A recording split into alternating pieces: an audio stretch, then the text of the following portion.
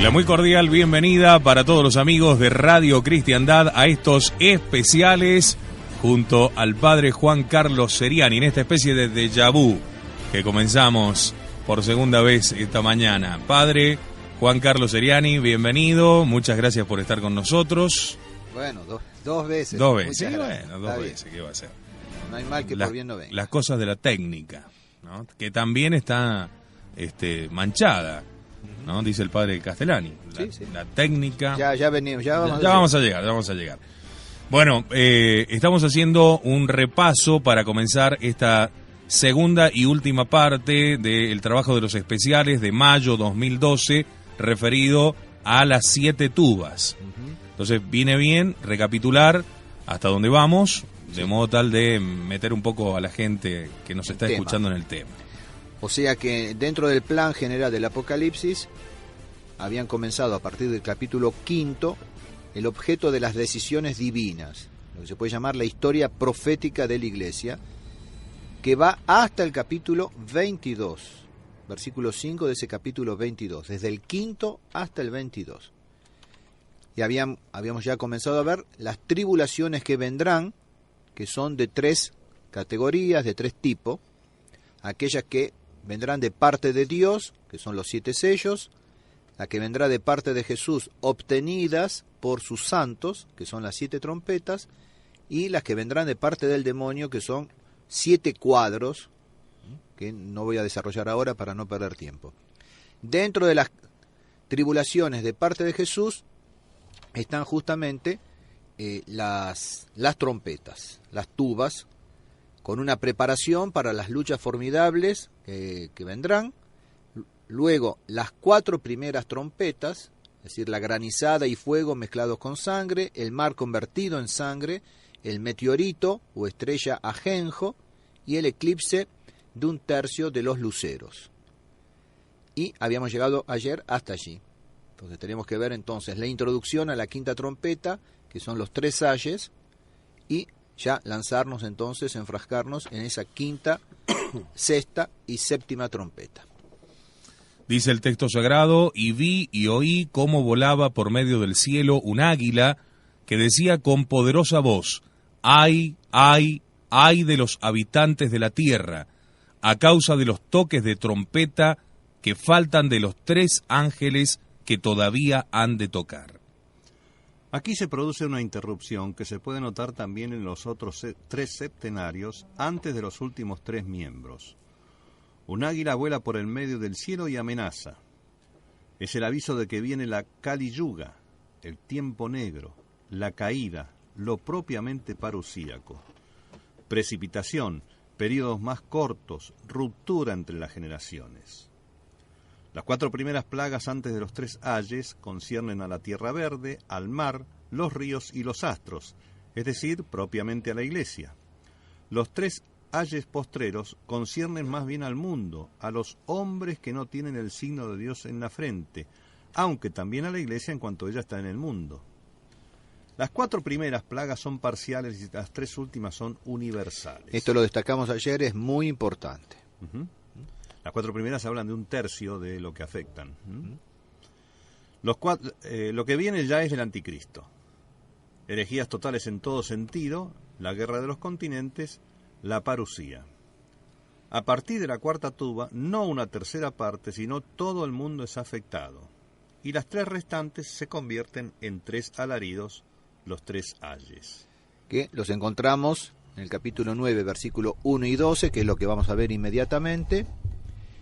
En el capítulo 11, versículos 12 a 15, que verán, Dios mediante, con el Padre Grosso. Y asimismo el capítulo 12, versículos 10 a 12. Y entramos ya entonces en la 5ª tuba, cuyo texto se encuentra en el capítulo 9. Vamos a ir fraccionando, porque es bastante largo el texto, en contrapartida con las otras primeras tubas que son muy cortitos. Este de la 5ª tuba es muy largo, y lo vamos a ir fraccionando e intercalando los comentarios. Entonces la primera parte, a partir del versículo 1: y tocó la trompeta el 5º ángel, y vi una estrella que había caído del cielo a la tierra. Se le dio la llave del pozo del abismo. abrió el pozo del abismo y subió del pozo una humareda como la de un horno grande, y a causa del humo del pozo se oscurecieron el sol y el aire. La oscuridad pasa, dice Sí. el padre Castellani, Sí. la oscuridad pasa de la cuarta a la quinta tuba porque las monstruosas langostas, alacranes y centauros surgen en medio de un humo inmenso que oscurece el sol y el aire por causa de otra estrella que cae, en clara alusión a la tuba anterior. Los enciclopedistas, padres del mundo moderno, son hijos directos e inmediatos de la Reforma. Es el flagelo intelectual. O sea, esas monstruosas langostas, alacranes y centauros van a aparecer inmediatamente. Pero se interrumpe el texto, la lectura del texto del Apocalipsis, para señalar que la oscuridad pasa de la cuarta a la quinta tuba, como consecuencia justamente de ese enciclopedismo que vamos a ver, ¿no es cierto?, bien a quién se refiere. O sea que el sol se oscurece por causa de esa otra estrella que cae. Vi una estrella que había caído del cielo a la tierra. Se le dio la llave del pozo del abismo. Abrió el pozo del abismo y subió del pozo una humareda.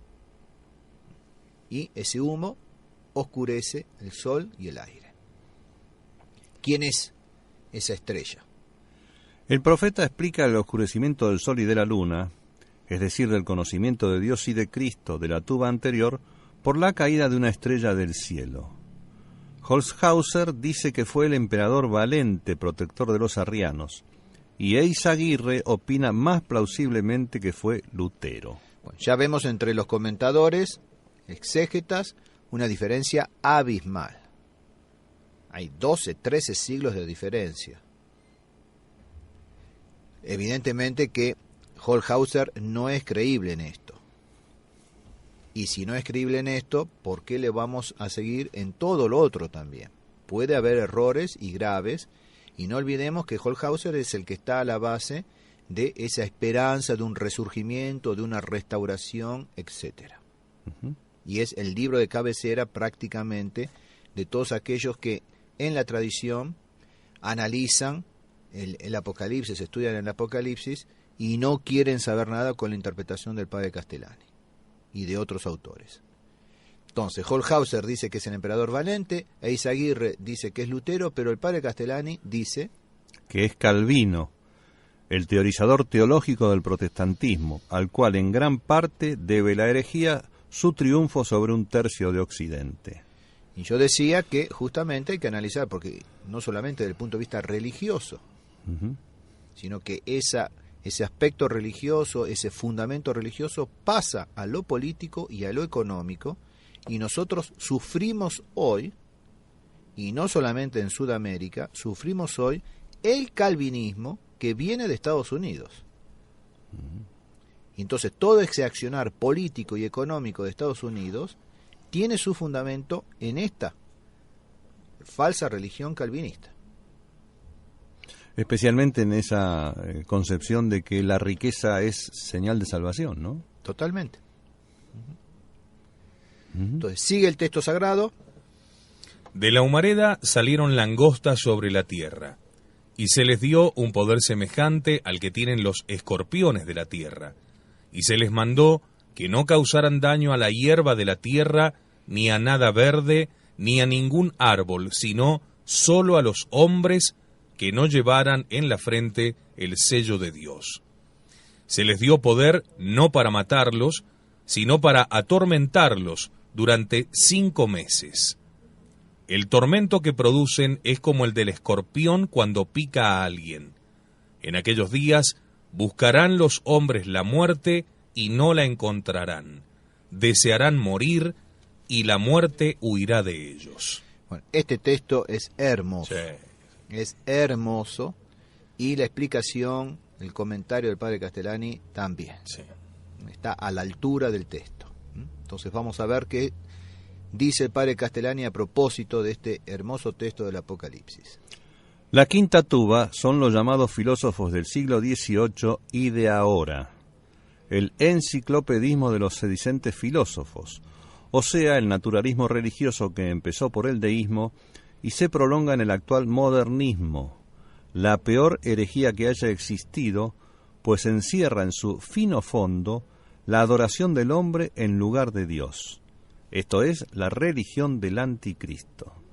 Que después no vengan a hablar de intensidad y de amplitud de herejías.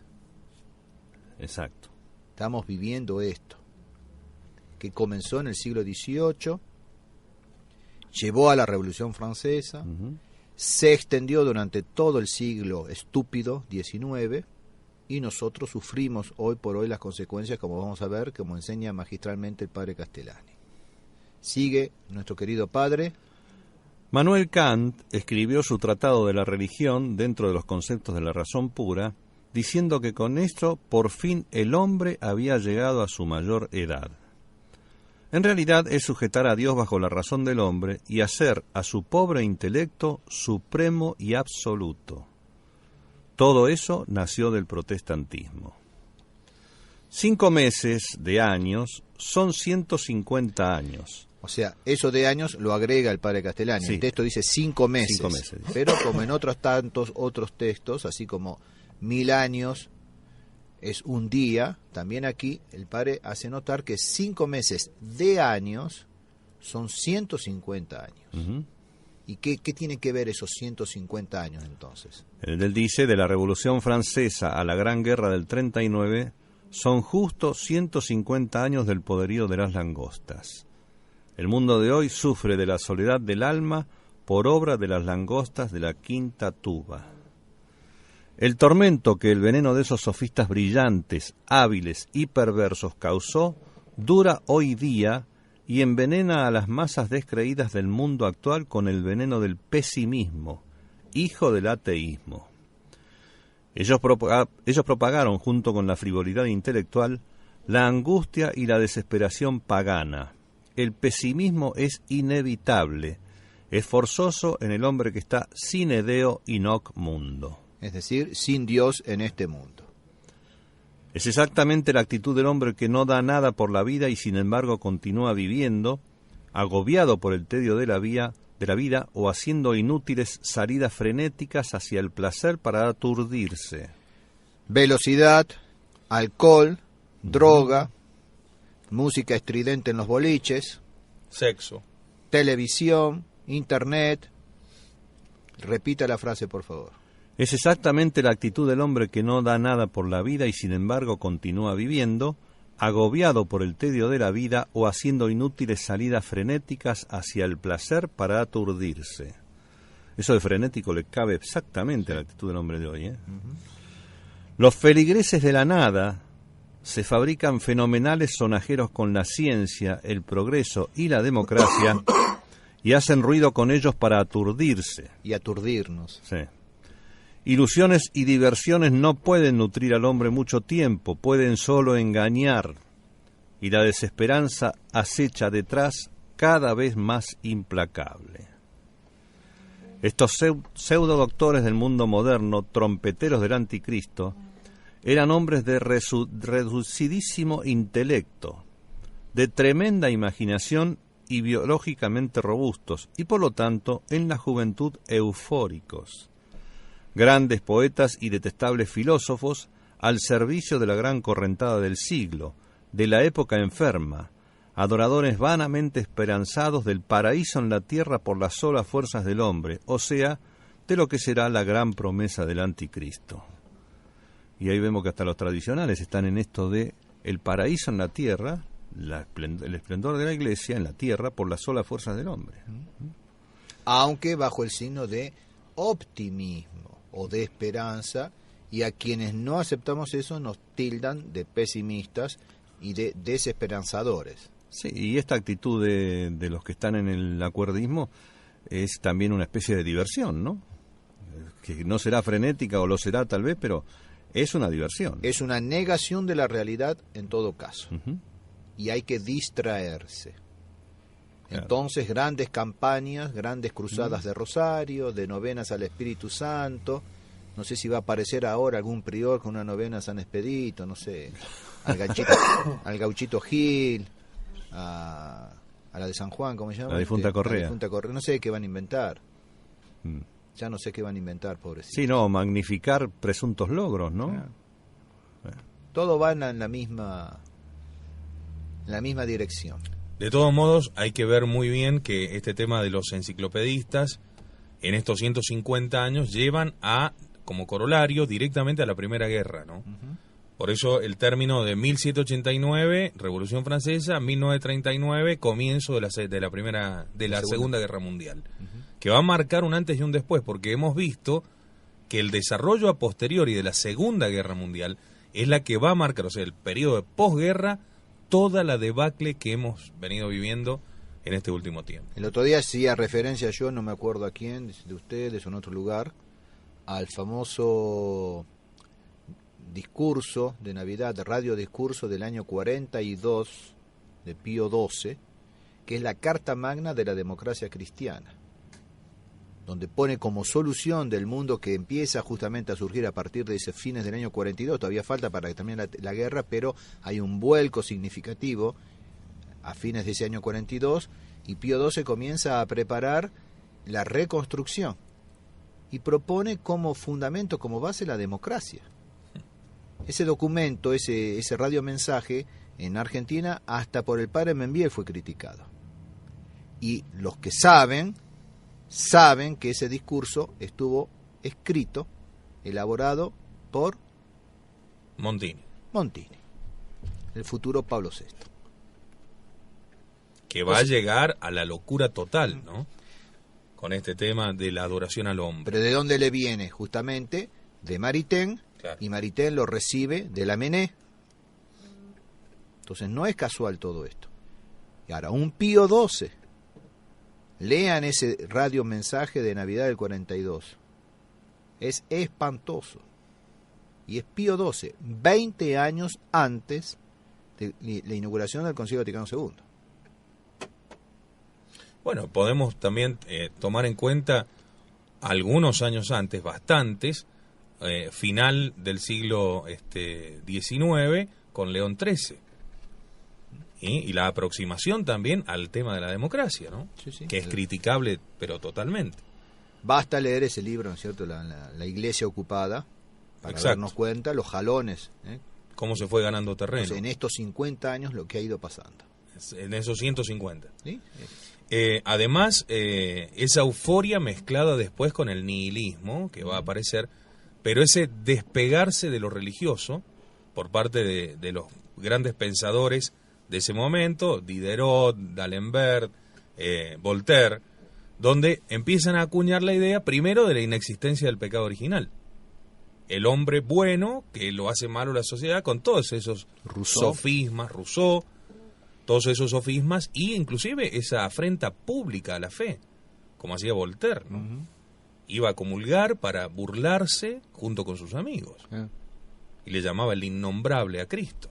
Todo esto se ve por primera vez en la historia y va a calar hondo.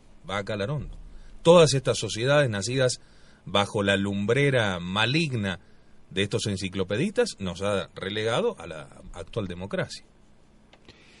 Pero todo eso se introdujo en la iglesia, que es peor todavía. Claro. Entonces ahí vemos bien cómo los dos precursores de la bestia del mar, de la bestia de la tierra, están también. Y estamos sufriendo de eso, estamos muriendo de esto. La figura de la langosta hace referencia a esta plaga que devasta un poco la cosecha de ese trigo. ¿Habrá referencia a eso? Sí, ciertamente. Ahora lo vamos a ver y justamente es muy interesante, ya vamos a llegar, lo de que es preservada la hierba verde. Vamos a ver a qué podemos aplicar eso. Continúa el padre Castellani. El pesimismo actual data de ellos, o sea, de los pseudodoctores del mundo moderno. Esos trompeteros del anticristo. Buscarán los hombres la muerte y no la encontrarán. Desearán morir y la muerte huirá de ellos, pues desean una muerte romántica. Pero es terrible el texto, ¿eh? Sí. Buscarán la muerte y no la encontrarán. Desearán morir y la muerte huirá de ellos. Y va el texto del Apocalipsis va a retomar las palabras de nuestro Señor en la octava estación del Vía Crucis, cuando se dirige a las mujeres de Jerusalén, van a decir a las montañas, caed sobre nosotros, sepultarnos. Y no lo van a obtener. O sea, que qué terrible va a ser lo que van a estar sufriendo en ese momento para pedir a las montañas que caigan sobre ellos para sepultarlos. Y no les será concedido. La muerte huirá de ellos. ¿Por qué? Porque desean una muerte romántica. Pero ese veneno no afectó a todo lo verde, a los que tenían el signo de Dios sobre la frente, a los cristianos practicantes. Al contrario, reverdeció la poesía y arte católicos en esos días. Son los doctores ortodoxos. O sea que vamos a ver después más abajo también en todo el ámbito de la cultura, cómo en todos esos ámbitos, de todos modos, siempre se perseveró algo de lo estrictamente católico.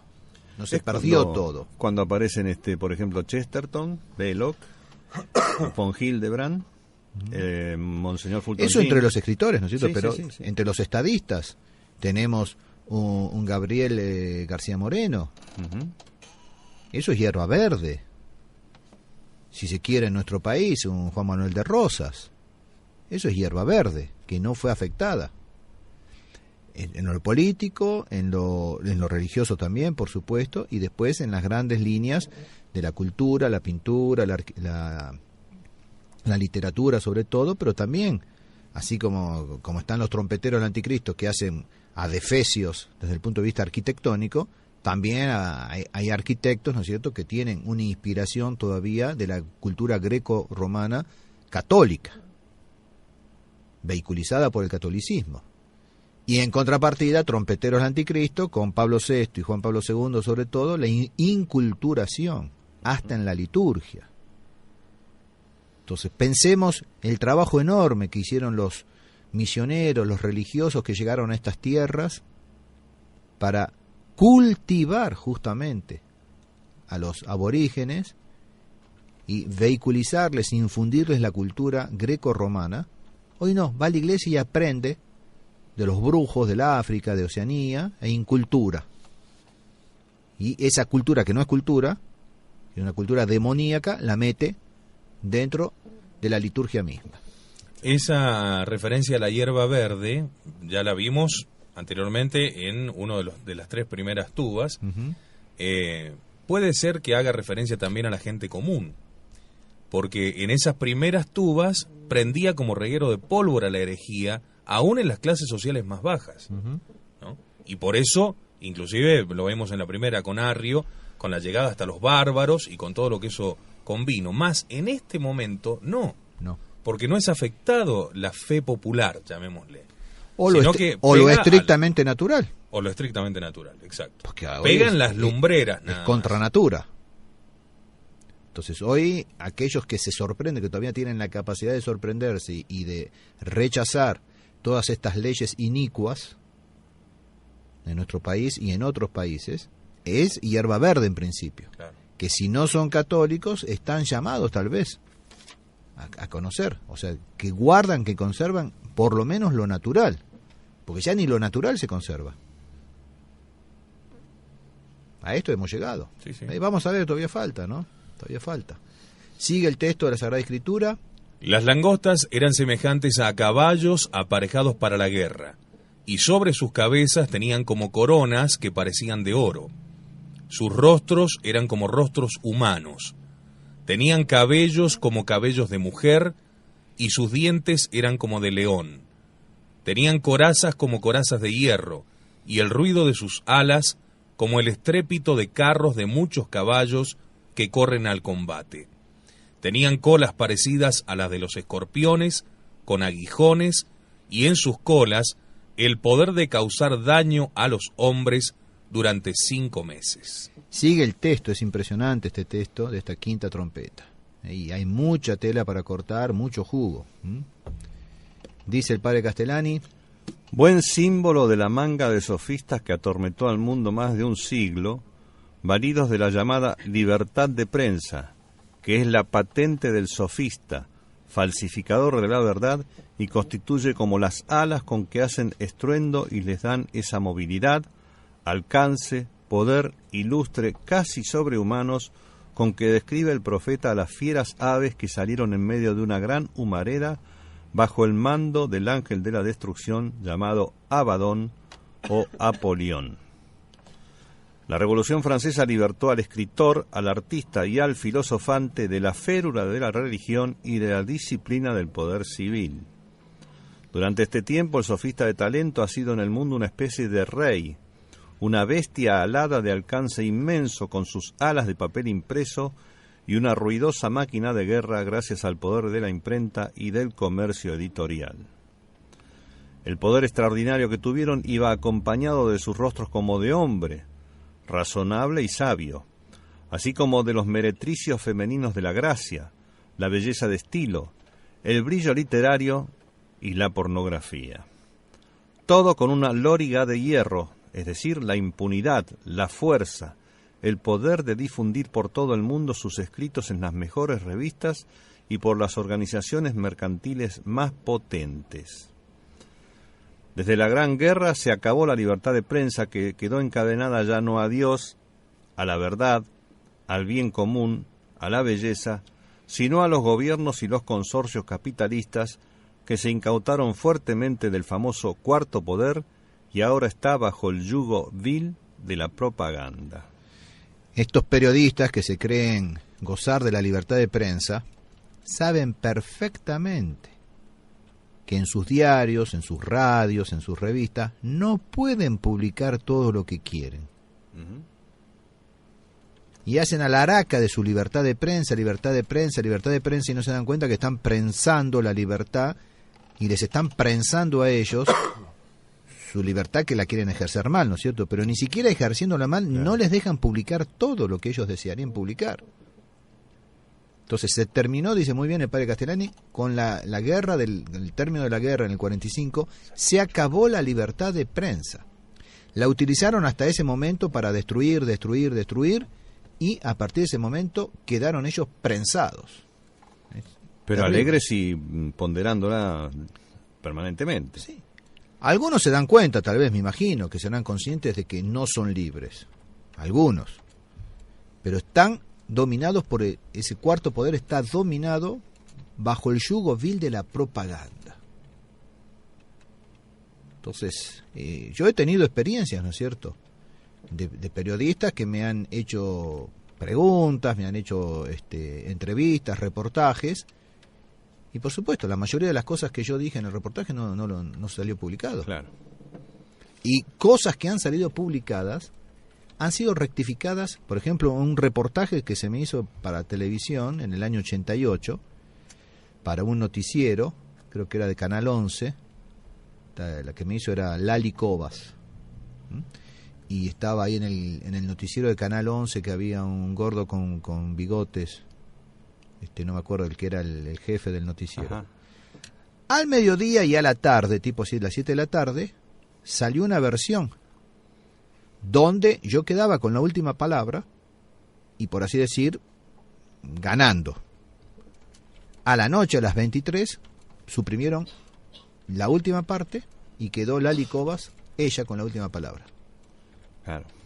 Y yo me di cuenta, antes, durante y después de la entrevista, por supuesto no era al aire, sobre todo después, el camarógrafo se quedó, yo seguía hablando con Lali Cobas un rato, y él siguió filmando.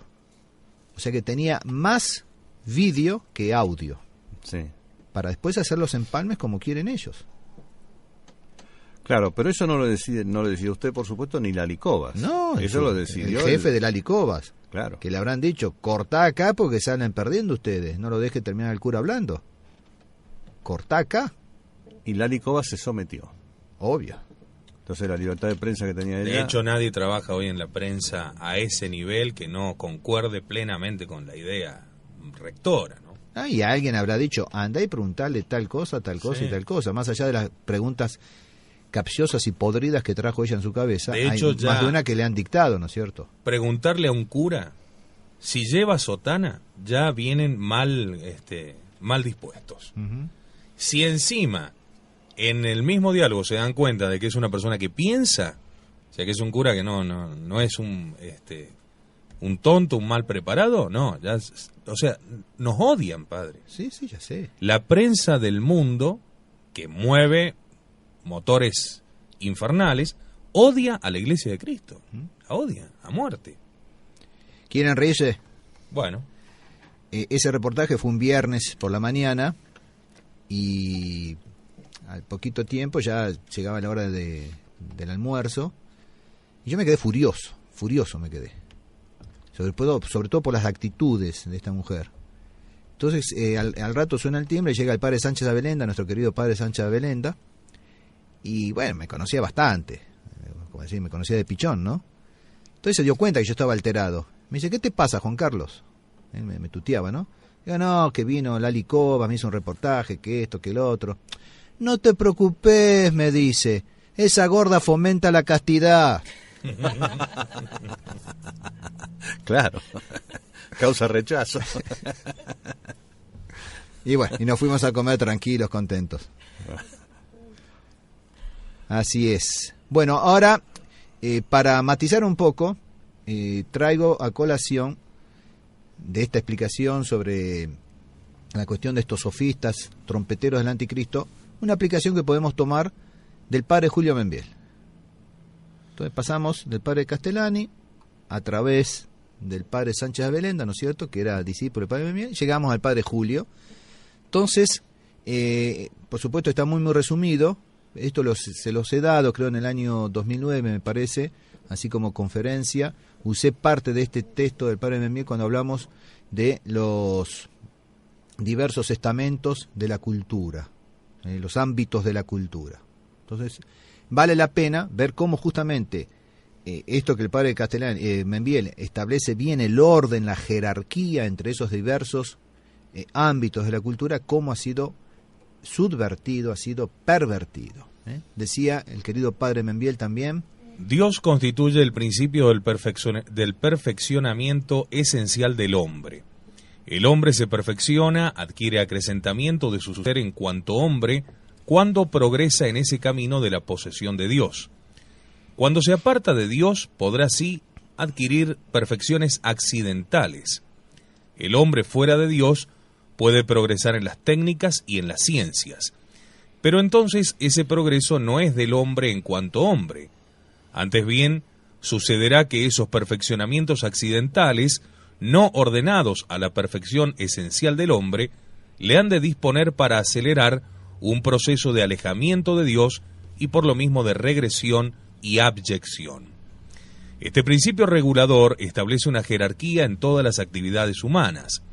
Si el fin supremo del hombre lo constituye la contemplación de Dios, la función más alta de la vida humana ha de corresponder al sabio que está sumergido en esta divina contemplación. O sea, la función más alta de la vida humana ha de corresponder al sabio. ¿Está así ordenada la sociedad hoy en día? Bueno, por supuesto que no. Así, a la inversa. Claro. Detrás del sabio, todos los que de él participan, que son aquellos que contemplan la verdad en sus grados más imperfectos, propios de la filosofía y de las ciencias particulares. Detrás de estos han de venir los que llevan a la práctica esta verdad, ya en sus propias vidas, ya en la colectividad social, verdad realizada que constituye el dominio de la virtud y por ende del político. Detrás ha de venir el dominio de lo económico, esto es de los requisitos materiales de la existencia, sujeta a las condiciones de necesidad. La naturaleza de estos dominios determina una ordenación jerárquica ineludible. Lo económico, o dominio de la necesidad, debe someterse a las regulaciones de la virtud, y la virtud, a su vez, a las exigencias de la verdad. La necesidad no puede lograr categoría humana si no recibe la regulación de la virtud, y ésta no puede constituirse en carácter de tal si no surge como una ordenación de la razón, y la razón carece de fundamento sólido si no es afirmada por la verdad subsistente. Una civilización que merezca el nombre de tal se constituye por la subordinación jerárquica de los tres valores mencionados: el sabio, que considera la verdad; el político, que se propone imponer la virtud; el económico, que cuida del bienestar del cuerpo. Y los tres símbolos que encierran todo lo humano son el saber, el poder y la riqueza. La cultura, el humanismo, merece el nombre de tal solo si culmina en la posesión del soberano bien. Esta sabiduría está por encima de la política, la presupone necesariamente y la dirige como la contemplación dirige y gobierna la acción. La política presupone la economía y también dirige como la ética regula las fuerzas mecánicas e instintivas del hombre. En esta subordinación jerárquica estriba la salud de estos valores y de toda civilización. Esta subordinación jerárquica, en esta subordinación, estriba la salud de estos valores y de toda civilización. Ahora, hay que tener en cuenta que la inversión que se da donde lo económico pasa a ser lo principal es calvinismo. Por eso lo puse acá. Es calvinismo puro. Si la sabiduría rompe el lazo que la une con Dios, se constituye en fin de sí misma y se profana, llevando la rebelión y la anarquía al dominio del saber. La civilización queda entonces entregada a la pura fuerza del poder. El poder político pierde su razón de instrumentalidad y se convierte en fin en sí mismo y como erigido en valor absoluto el poder político, cuya esencia es servir, no puede mantenerse. Es necesariamente suplantado por las fuerzas inferiores de lo económico y la sociedad, presa del materialismo, camina hacia la desintegración. O sea que hay una perfecta armonía.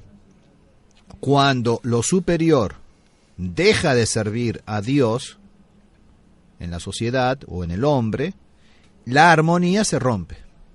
Así como se rompió con el pecado original, o sea, cuando Adán rompe con Dios, sus potencias inferiores quedan ingobernables, se rebelan. Antes había gracias a los dones preternaturales, había una armonía perfecta, y porque su inteligencia, su voluntad estaban sometidas a Dios, con su inteligencia y voluntad podían perfectamente dominar sus pasiones bajas. Al romper ello con lo superior, lo inferior se les revela.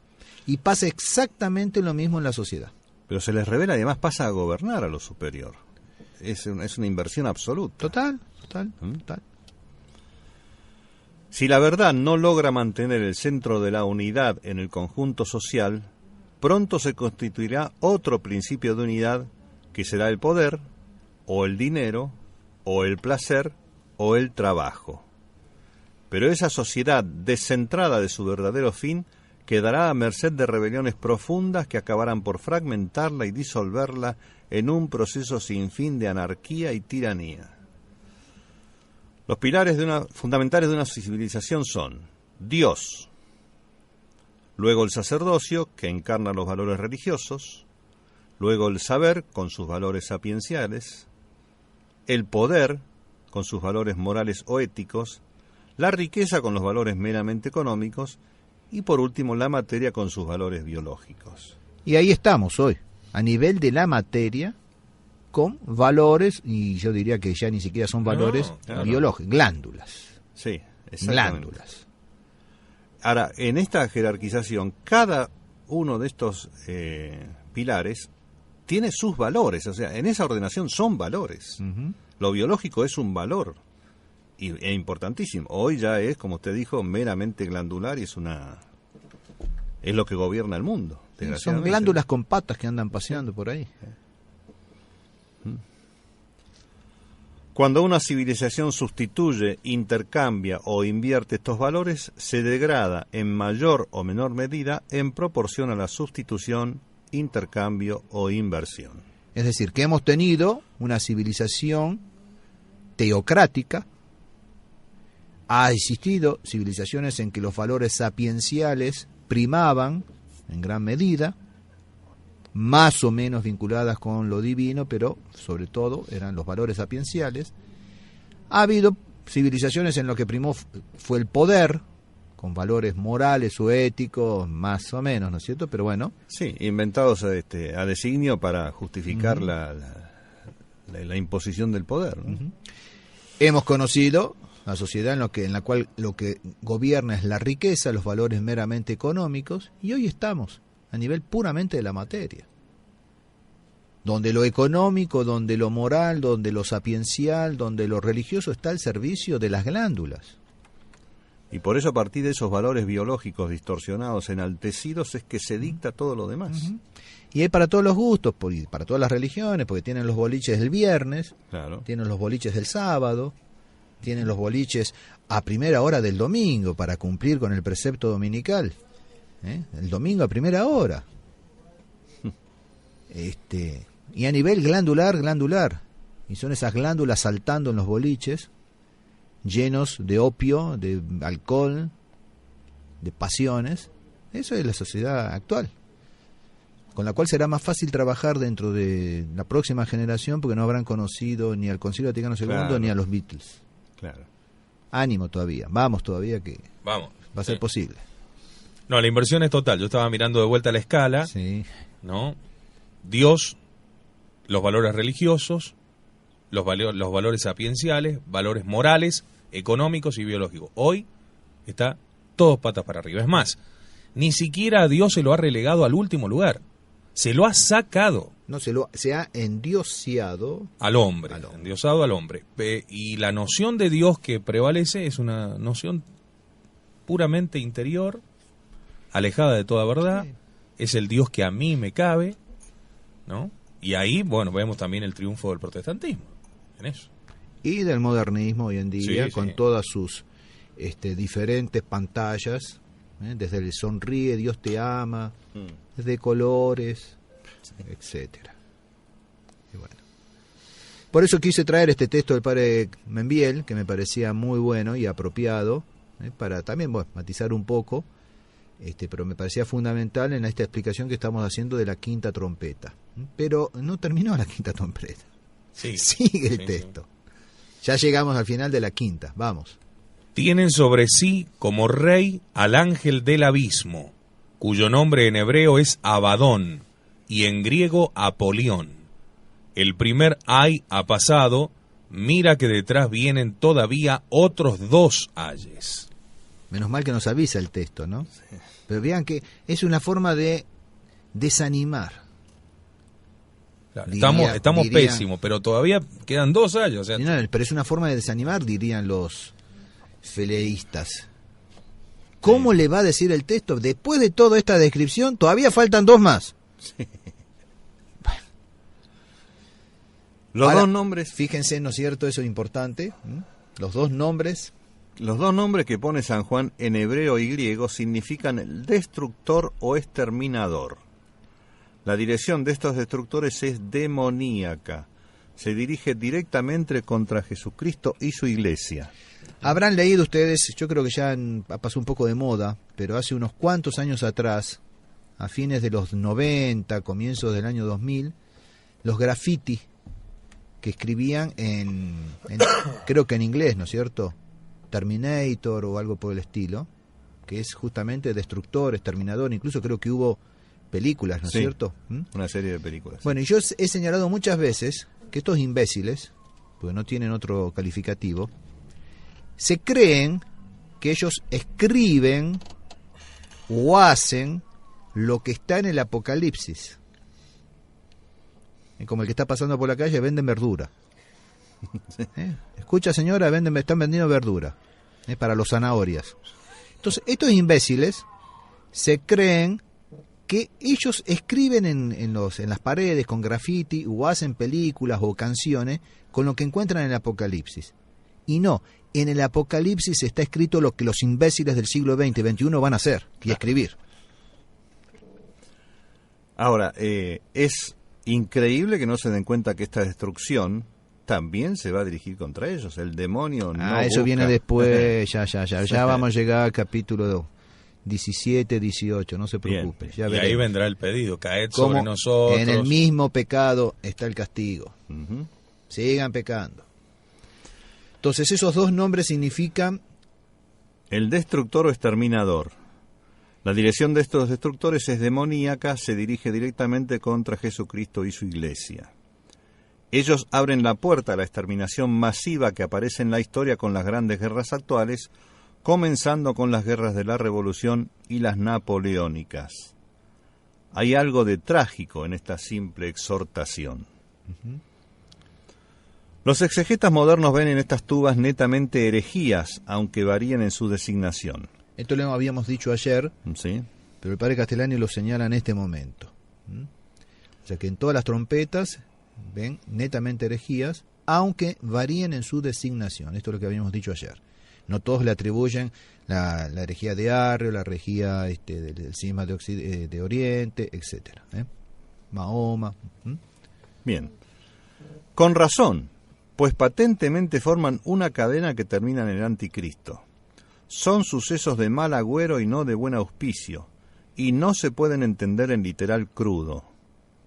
Aquí viene bien exponer un lugar paralelo en Daniel, tal como lo ve Lacunza. Las 4 fieras. Bueno, esto vamos a saltar porque hemos perdido tiempo. Ya lo hemos visto en el blog, Claro. ya lo hemos analizado. Entonces el padre Castellani, recuerden, lo hemos visto en 2 oportunidades, hablando de Lacunza y después hablando Lacunza visto por el padre Castellani.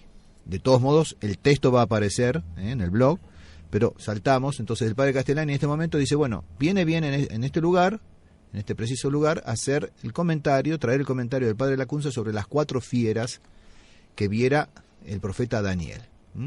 Simplemente digo que, según Lacunza, son 4 religiones falsas o herejías. Contra todos los otros comentaristas, ¿no es cierto? Lacunza ve en esas 4 fieras 4 religiones falsas o herejías.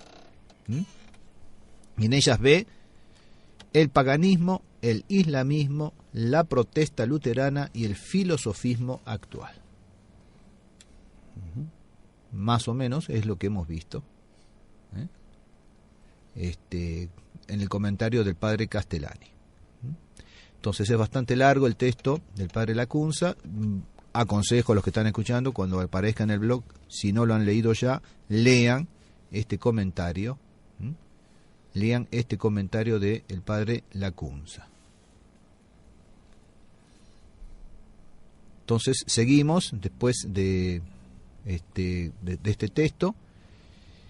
El padre Castellani termina. Lacunza, me parece, tiene razón en decir que si estas 4 fieras son Caldea, Persia, Grecia y Roma, como son sin duda las 4 partes dismetálicas de la estatua que soñó Nabucodonosor, esta visión sería una repetición súper fina que no añade nada a la otra, a no ser si acaso confusión.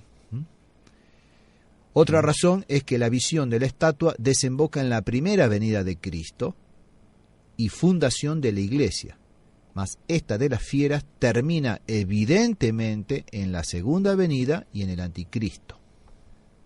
Entonces, evidentemente que tiene razón el padre Lacunza, y el padre Castellani lo hace ver perfectamente. Son 2 visiones distintas. Entonces no solamente sería superflua, no superfina, sino superflua, sino que además estaría completamente fuera del tiempo. Sí.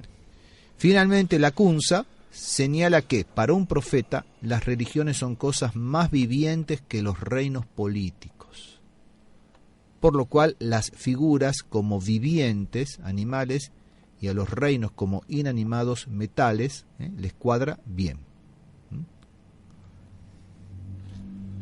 Termina el padre Castellani diciendo: si Dios pudo prever y revelar por Daniel el imperio de Alejandro y el de César, sin duda también pudo saber del protestantismo y otras revoluciones religiosas. Entonces, como nos anunció y nos anticipó aquellas, también estas. Bueno, ahí termina el comentario sobre la quinta trompeta, que es bastante jugoso, bastante actual, yo diría, porque estamos sufriendo de esto. Y nos lanzamos a la sexta trompeta, que coincide con el sexto sello y con la sexta plaga. En el gráfico se ve perfectamente, y que hace referencia a la guerra de los continentes, sobre todo. ¿Seguimos o...? Seguimos. Bueno, entonces sexta trompeta está en el capítulo 9, versículos 13 a 21. Dice el texto: y tocó la trompeta el sexto ángel, y oí una voz procedente de los 4 cuernos del altar de oro que está delante de Dios, y decía al 6º ángel que tenía la trompeta: suelta a los 4 ángeles encadenados junto al gran río Éufrates. Y fueron soltados los 4 ángeles que estaban preparados para la hora y el día y el mes y el año, a fin de exterminar a la tercera parte de los hombres. Y el número de las huestes de a caballo era de 200 millones. Yo oí su número.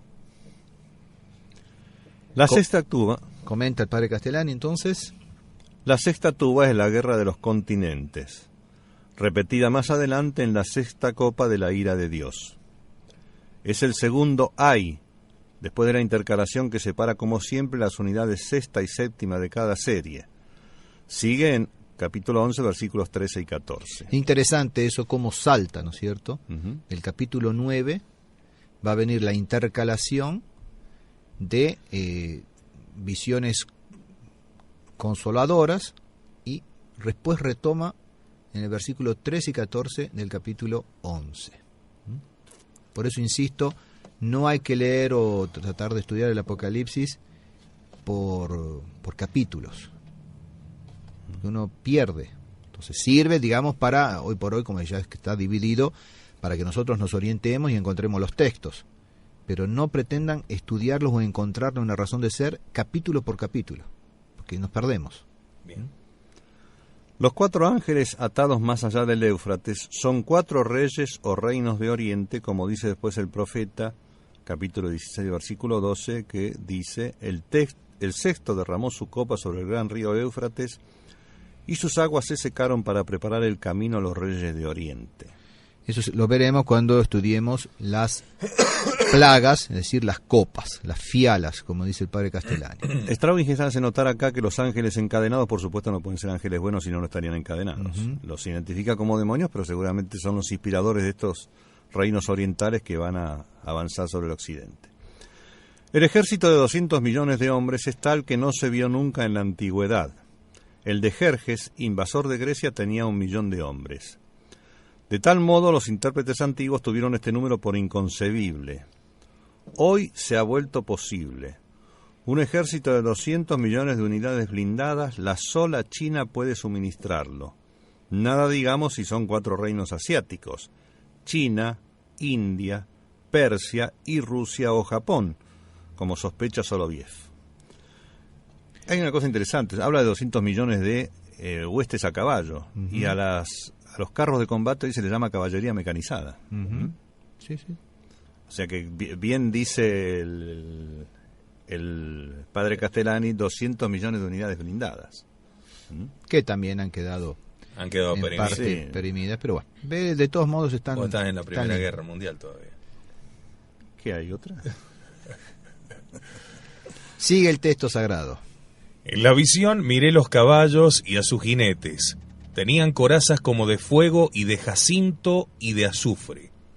Las cabezas de los caballos eran como cabezas de leones, y de sus bocas salía fuego y humo y azufre. De estas 3 plagas murió la tercera parte de los hombres, a consecuencia del fuego y del humo y del azufre que salían de sus bocas. Porque el poder de los caballos está en su boca y en sus colas, pues sus colas son semejantes a serpientes, tienen cabezas y con ellas causan daño. Un hebreo del siglo I no puede describir mejor nuestros actuales tanques de guerra, que son simplemente los carros de guerra de la caballería antigua. El primero que notó esto fue el chileno Rafael Eizaguirre, el cual dice: evidentemente son carros de guerra y la cabeza y las colas son piezas de artillería.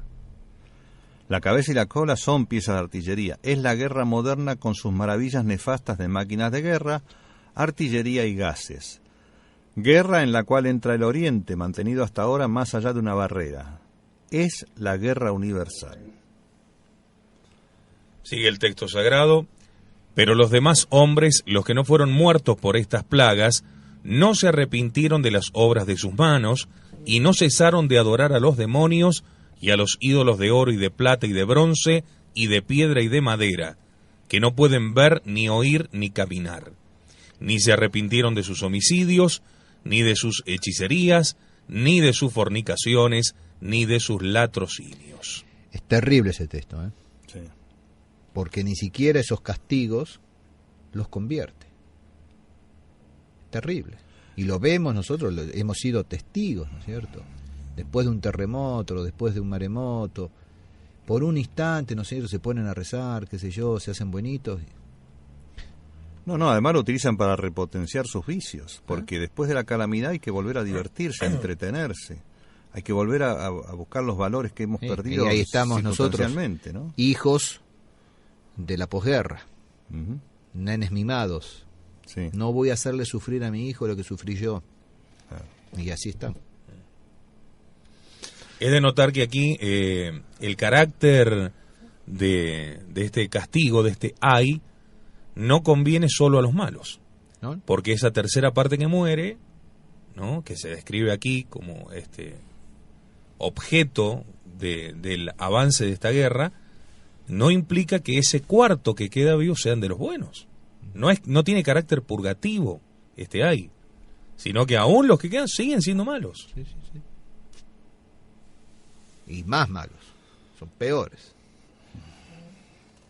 Y bueno, aquí no cesaron de adorar a los demonios y a los ídolos de oro, de plata, de bronce, de piedra, de madera, cada uno según las posibilidades económicas, ¿no es cierto?, se hace Claro. sus ídolos, que no pueden ver ni oír, ni se arrepintieron de sus homicidios.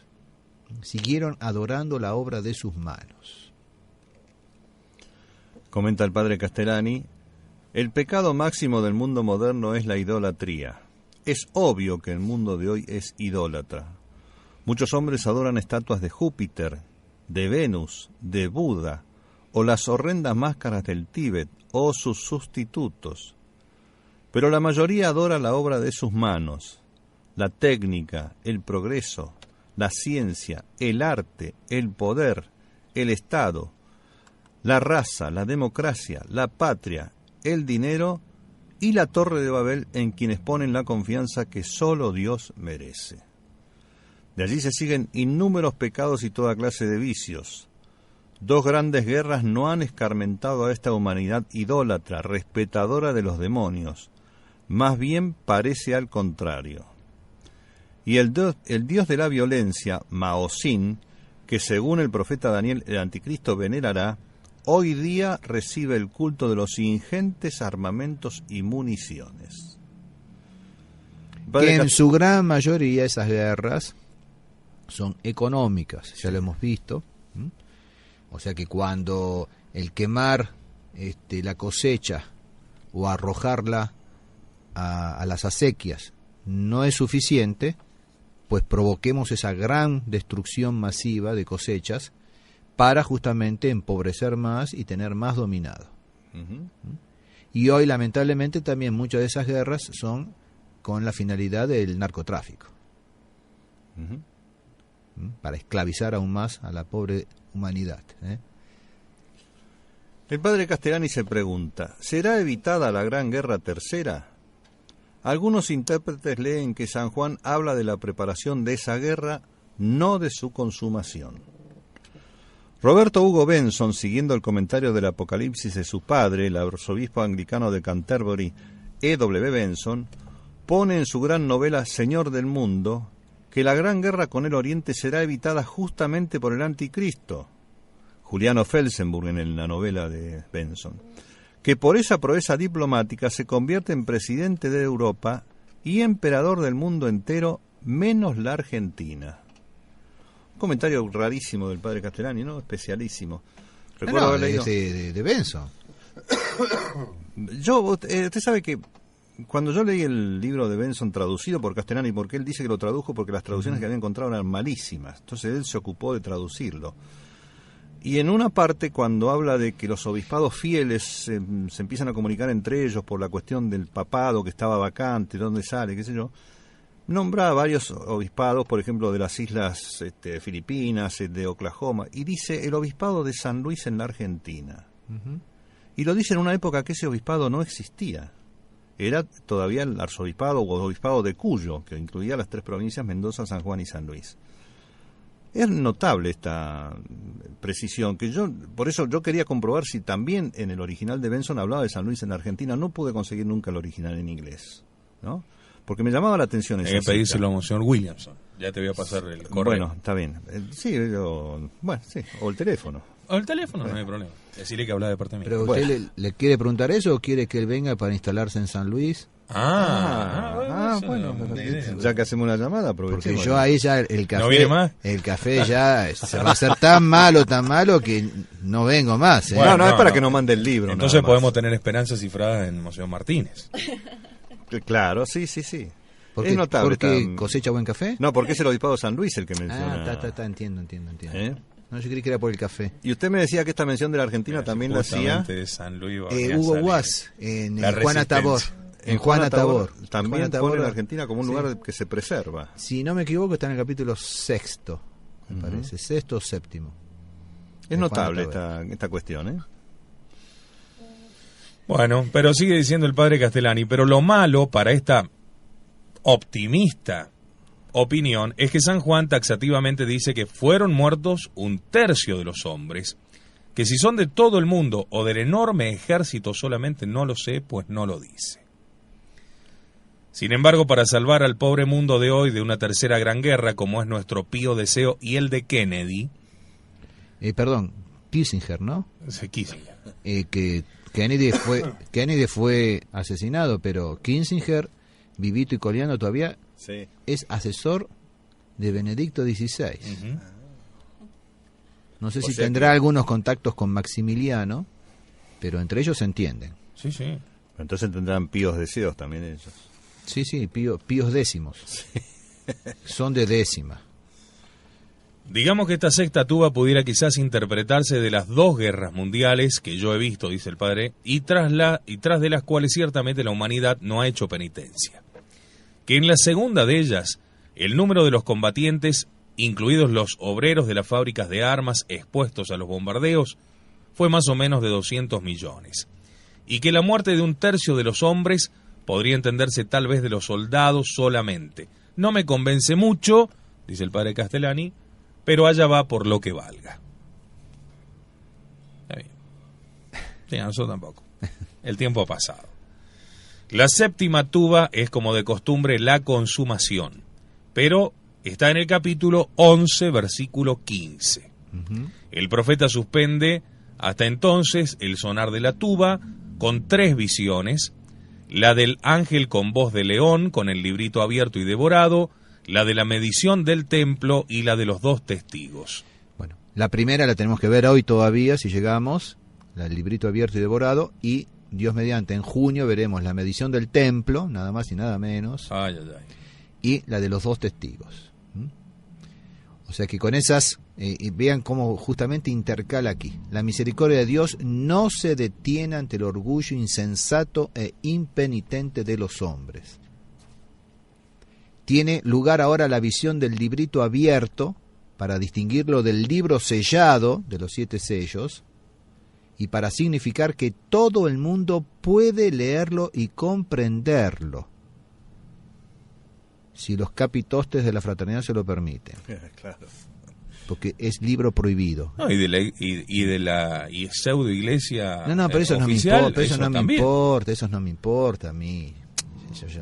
Ya dentro de poco, a partir de Pentecostés ya ni la fraternidad me va a importar. Sí. Bueno. Entonces tiene lugar ahora la visión del librito abierto para distinguirlo del libro sellado por los 7 sellos, para significar que todo el mundo puede leerlo y comprenderlo. Bien, entonces la sexta visión, ya llegamos al final. Que veremos después de la pausa, si le parece. Sí, para tomar un rico café. Exactamente. Muy bien, rico café colombiano. Bien vendría, ¿no? Se han ido tanto en promesas mis amigos colombianos al respecto. No importa, pero hay colombianos que son colombianos, pero hay otros que están en Colombia, son argentinos, por ahí pueden traer café Colombia. Bueno. ¿Pero no iba a traer Williamson el café? No, Williamson va a traer... Té puede traer. Whisky. Whisky. Whisky. Ya regresamos.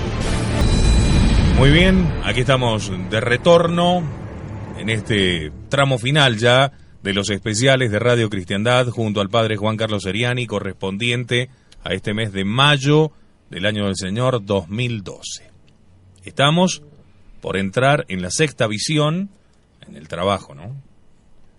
El libro abierto y devorado, que corresponde al capítulo 10.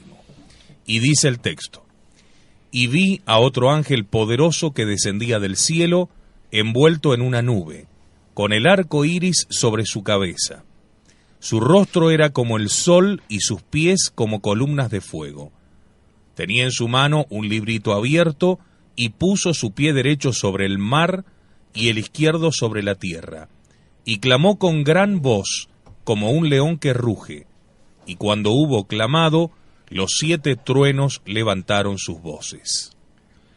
Lo importante es señalar de entrada que San Juan, como recordamos o debemos recordar, había sido raptado al cielo en el versículo 2 del capítulo 4. O sea que todo lo que hemos visto hasta este momento, él lo ve desde el cielo.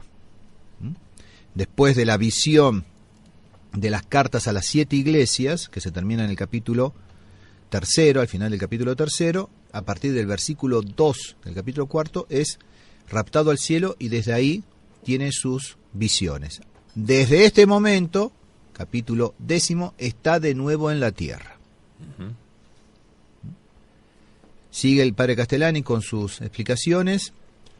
El librito que se le da aquí es diferente del libro de los 7 sellos que el Cordero abre al comienzo.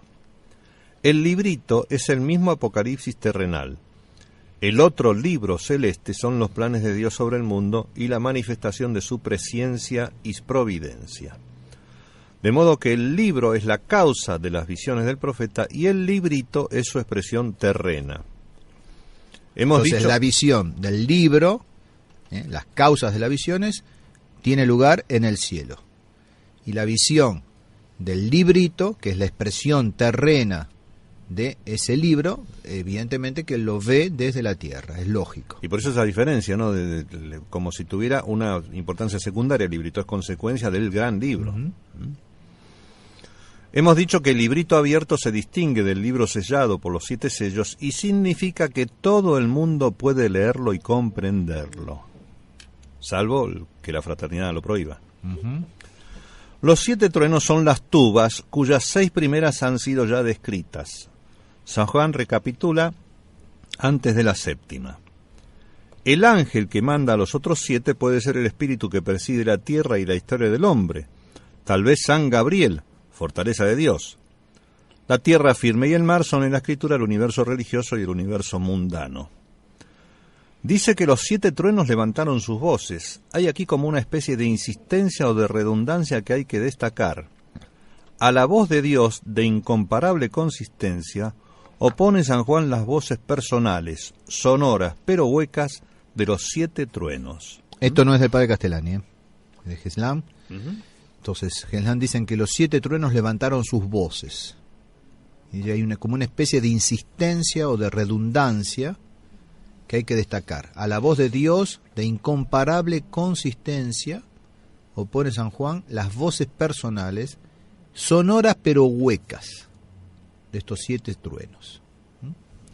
Bueno, sigue el texto sagrado. Y cuando hubieron hablado los 7 truenos, iba yo a escribir, mas oí una voz del cielo que decía: sella lo que dijeron los 7 truenos y no lo escribas. Los truenos expresan algo inteligible, puesto que San Juan se disponía a escribirlo según se le ordenó al principio, capítulo 1, versículo 11, que dice: lo que veas, escríbelo en un libro y envíalo a las 7 iglesias, y el versículo 19 del mismo capítulo que dice: escribe pues lo que has visto, lo que ya es y lo que va a suceder más tarde. La prohibición de hacerlo, o sea, de escribir, esta vez es excepcional en todo el Apocalipsis. Hay pasajes, por ejemplo, el capítulo 1, versículo 3, dichoso el que lea y los que escuchen las palabras de esta profecía y guarden lo escrito en ella porque el tiempo está cerca. El capítulo 2, versículo 22, versículo 10, y me dijo: no selles las palabras proféticas de este libro porque el tiempo está cerca. Y eso coincide con el libro del profeta Daniel. Capítulo 12, versículo 4, que dice: Tú, Daniel, guarda en secreto estas palabras y sella el libro hasta el tiempo del fin. Muchos andarán errantes acá y allá, y la iniquidad aumentará. O sea que se le da la orden a Daniel de sellarlo, porque todavía no es el tiempo del fin. Es decir, cuando llegue el tiempo del fin, va a haber que descubrirlo. Y en el mismo capítulo 12, el siguiente versículo 9, dijo: Anda, Daniel, porque estas palabras están cerradas y selladas hasta el tiempo del fin. Esta orden no le es dada por la misma voz de los truenos ni por la del ángel, sino por una voz del cielo, la misma del versículo 8, que decía: Y la voz del cielo que yo había oído me habló otra vez. ¿Qué misterio encierra esta reserva absoluta, inesperada para los desaprensivos? Esta visión parece ininteligible e incluso contradictoria. El ángel le dice que no escriba la voz de los 7 truenos o tubas, y él ya había escrito las 6 primeras, y después le mandará que profetice a todos los reinos y reyes. En el versículo 11 le dice: tienes que profetizar otra vez contra muchos pueblos, naciones, lenguas y reyes. El padre Castellani sigue diciendo: los 6 truenos han dicho el error, las herejías, que hay que retener en la memoria para confrontarlas con la verdad. Entonces hay que retenerlas en la memoria para confrontarlas con la verdad. Los 6 truenos han dicho el error. Esto no es del padre Castellani, esto es de Geslam.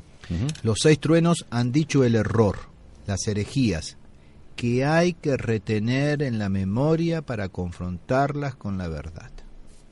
Para cuando llegue el momento. Claro. Ahora sí el padre Castellani dice: lo escribió más tarde, después de haber visto el final de todo, y hasta que se aproxime el final, o sea, la 7ª tuba y la 7ª fiala, esa profecía quedará sellada o impenetrable, como de hecho quedó hasta nuestros días. De hecho, aunque algunos santos padres vieron que las 7 tubas significaban herejías, no supieron nunca asignar cuáles, puesto que simplemente aún no habían aparecido. Una profecía se hace inteligible cuando el suceso se aproxima y existen de hecho elementos de su contenido. Para los intérpretes antiguos, las últimas tubas con su alcance universal y enorme, ni siquiera eran concebibles.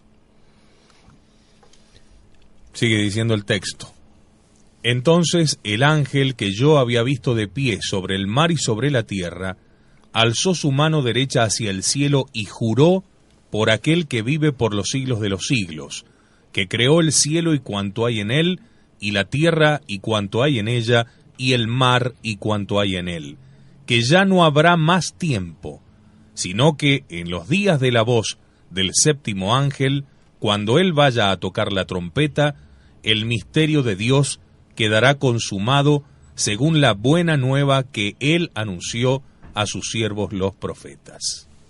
Entonces, es esto lo que queda sellado, que después va a escribir San Juan, y vemos cómo se van precipitando las cosas, ya no hay más tiempo. Y cuando se refiere a los profetas, por supuesto habla de los profetas del Antiguo Testamento y también del mismo San Juan, que es profeta de los últimos tiempos. Totalmente. Y San Pablo, y dice: cuando él vaya a tocar la trompeta, el 7º ángel, el misterio de Dios quedará consumado según la buena nueva que él anunció a sus siervos los profetas. Texto magnífico, hermoso, consolador, que vamos a ver lo que significa, lo que los comentadores han podido descifrar. El misterio de Dios, dice el padre Castellani, es la parusía, el último trueno. El tiempo mortal ha de tener fin, así como tuvo principio.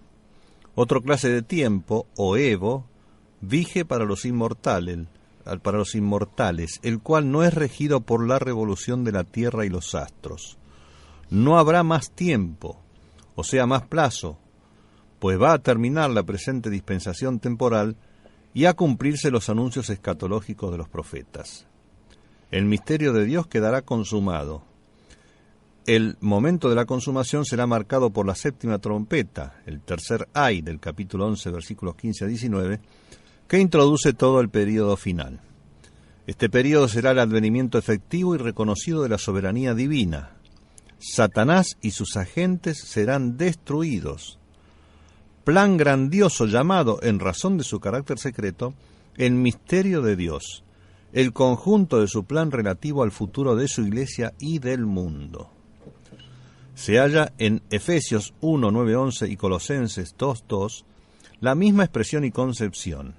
El plan divino comporta la unificación de todas las cosas bajo Cristo que las reúne. Dice Castellani, es el anakefalaiosastai. Es decir, es la recapitulación. Lo que muchas veces se traduce como instauración, en realidad es recapitular, es decir, llevar todas las cosas a su cabeza, que es lo que dice el texto griego. Es llevar todas las cosas a la cabeza, a su cabeza, que es Cristo. Y por eso recapitulare hay que traducir por recapitulación, pero entendiendo lo que eso significa de caput, capitis en latín. Recapitulare no quiere decir, como se podría entender, sin ninguna referencia a cabeza. Claro. Es llevar todas las cosas a su cabeza. No es una recopilación. No. Claro.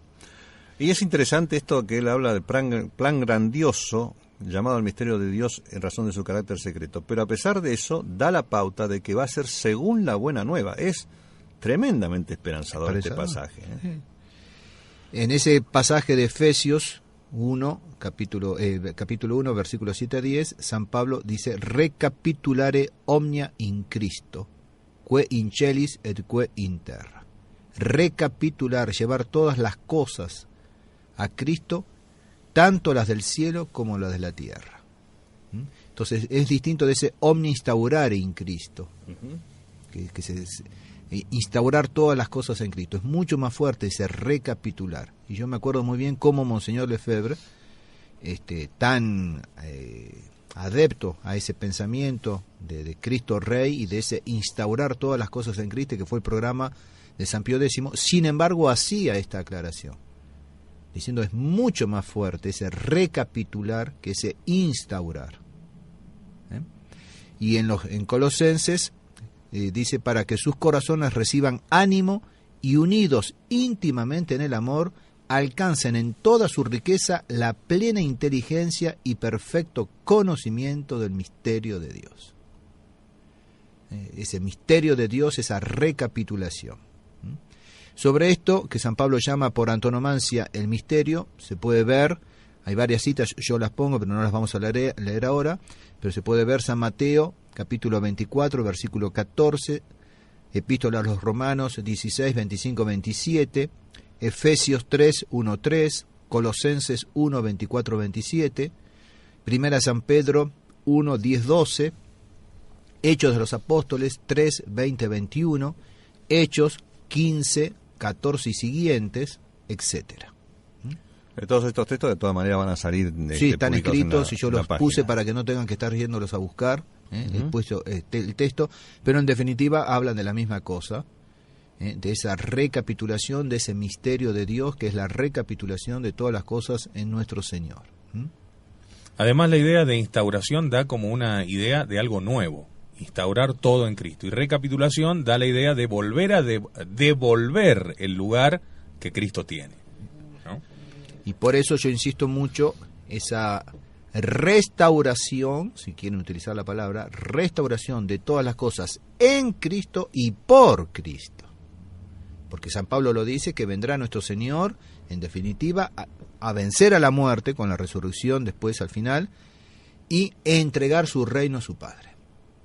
Es Él mismo el que va a consumar las cosas y entregarle el reino a su Padre. Pero hay una frasecita en medio de ese texto que hemos leído antes, en medio de ese misterio de Dios que es tan consolador, pero hay una palabrita una frasecita que, ¿no? Hermosa. San Juan dice que el ángel expresa: el tiempo se acabó, ya no hay más tiempo.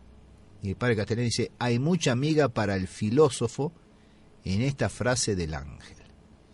Y él, filósofo y teólogo, Le saca miga. Aprovecha. Ah, claro. sí. El fin de la creación de Dios es intemporal, aunque hacia ese fin se mueva el tiempo.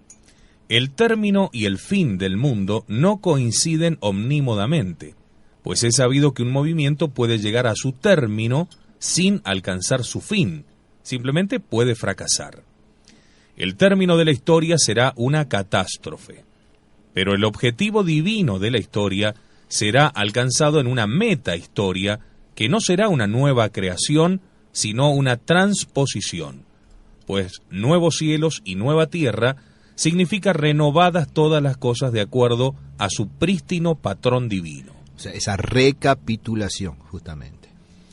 Así como la providencia y la acción, incluso milagrosa, del albedrío divino acompaña la historia del albedrío humano, del mismo modo en su resolución y fin intervendrán ambos agentes. Por eso el fin del mundo será doble. La humanidad se suicidará y Dios la resucitará, no haciéndola de nuevo, sino transponiéndola al plano de lo eterno. El talante del cristianismo no es pesimismo, menos aún es el optimismo beato de la filosofía iluminística, el famoso progreso indefinido. La profecía cristiana nos da una posición que está por encima de estos dos extremos simplistas, en donde caen hoy todos los que no tienen el sello de Dios en sus frentes. El mundo va a una catástrofe intrahistórica que condiciona un triunfo extrahistórico, o sea, una transposición de la vida del mundo en un transmundo, y del tiempo en un supertiempo, en el cual nuestras vidas no van a ser aniquiladas y luego creadas de nuevo, sino transfiguradas por entero, sin perder uno solo de sus elementos. No hay más tiempo. En la nueva Jerusalén, cúbica, estable y definitiva, el tiempo humano se convierte en espacio. Es en suma el final de un ciclo humano y el comienzo de otro, el reino de 1000 años, tras el cual no hay más ciclos, y su reino no tendrá fin. Hasta ahí el comentario del padre Castellani está un poco resumido, porque es mucho más largo. Esto no está en el comentario del Apocalipsis, está en otros libros del padre, pero lo intercalé aquí porque realmente el comentario, esto está en las parábolas de Cristo, está tomado de las parábolas de Cristo. Y sigue el texto, bueno, no sé si quieren hacer algún comentario sobre esto. No. Sigue el texto del Apocalipsis. La voz que yo había oído del cielo me habló otra vez y dijo: ve y toma el libro abierto en la mano del ángel que está de pie sobre el mar y sobre la tierra. Fui pues al ángel y le dije que me diera el librito. Y él me respondió: toma y cómelo. Amargará tus entrañas, pero en tu boca será dulce como la miel. Tomé el librito de la mano del ángel y lo comí. Y era en mi boca dulce como la miel, mas habiéndolo comido quedaron mis entrañas llenas de amargura. Hasta ahí el texto, que es bastante oscuro, pero con los diversos comentaristas yo creo que se logra una cierta claridad y, por supuesto, una profundidad increíble que debe necesariamente alimentar nuestra espiritualidad, sobre todo en estos momentos. Vamos a ver. Comer el libro recuerda a Ezequiel 2, 8 y 3, 3. Es decir, desde 2.8 hasta 3.3. Y simboliza que el apóstol ha de enterarse por completo de su contenido. Dice el pasaje: y tú, hijo de hombre, escucha lo que voy a decirte. No seas rebelde como esa casa de rebeldía. Abre la boca y come lo que te voy a dar. Yo miré, vi una mano que estaba extendida hacia mí y tenía dentro un libro enrollado. Lo desenrolló ante mi vista. Estaba escrito por el anverso y por el reverso. Había escrito lamentaciones, gemidos y ayes. Y me dijo: hijo de hombre, come lo que se te ofrece. Come este rollo y ve luego a hablar a la casa de Israel. Yo abrí mi boca y él me hizo comer el rollo y me dijo: hijo de hombre, aliméntate y sáciate de este rollo que yo te doy. Lo comí y fue en mi boca dulce como la miel. Vean la semejanza, ¿no es cierto? Pues dice, simboliza que el apóstol ha de enterarse por completo de su contenido. Y recuerda ese pasaje de Ezequiel. Su gusto dulce, esto recuerda a Jeremías 15:16. Que dice, tú lo sabes, Yahvé, acuérdate de mí, visítame y véngame de mis perseguidores, no dejes que por alargarse tu ira sea yo arrebatado. Sábelo, he soportado por ti el oprobio, se presentaban tus palabras y yo las devoraba. Era tu palabra para mí un gozo y alegría de corazón, porque se me llamaba por tu nombre, Yahvé. Es hermoso. Pero precioso es. Analicen eso, aplíquenlo en estos momentos en los que prácticamente está mal visto leer, no digo ni siquiera estudiar o vivir conforme a estos textos. Está hasta prohibido leerlos, mal visto leer estos textos. Y con más razón sacar su conclusión, ¿no es cierto? Entonces su gusto fue dulce y luego amargo.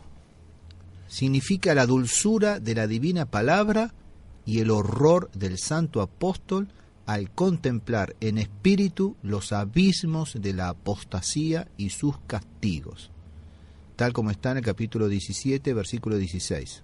De Jeremías, que dice, porque Dios les ha inspirado la resolución de ejecutar su propio plan y de ponerse de acuerdo en entregar la soberanía que tienen a la bestia, hasta que se cumplan las palabras de Dios. Y bueno, y ese gusto dulce y esa amargura como Jesús en Getsemaní.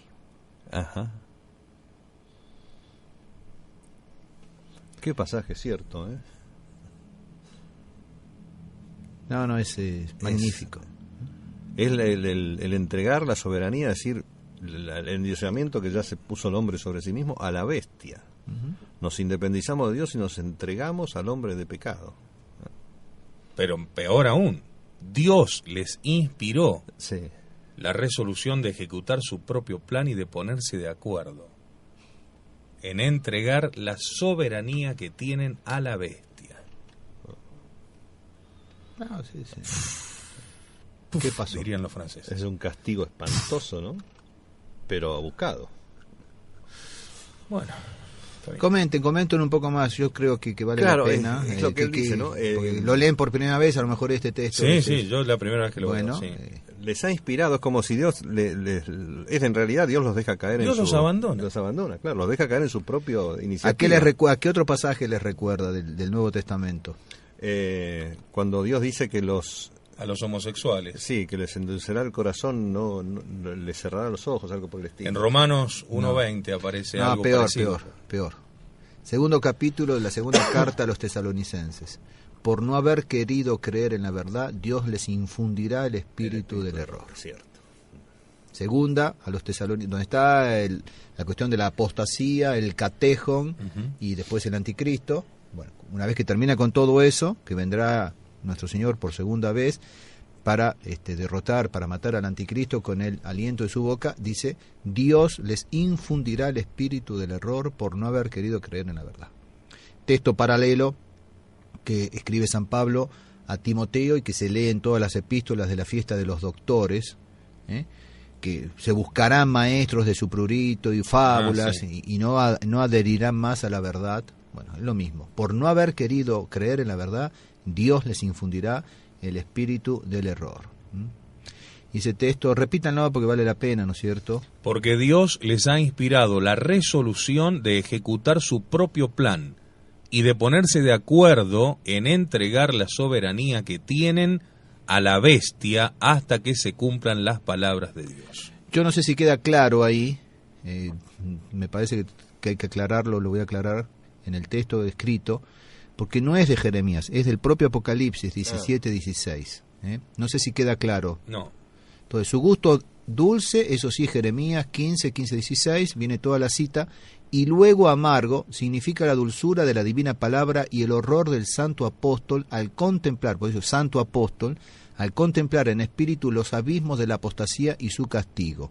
Entonces voy a poner por las dudas, confrontar Apocalipsis. Claro, pues si no parece ser de Jeremías. Sí. El pasaje. Entonces ese 17:16 es del propio Apocalipsis.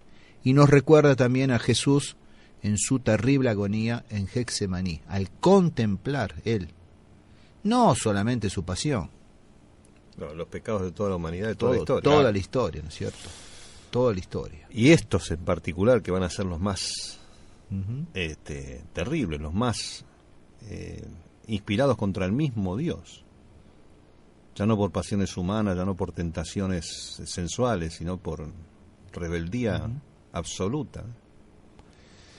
Ponerse de acuerdo en entregar la soberanía que tienen a la bestia, hasta que se cumplan las palabras de Dios, que se cumplirán. Claro.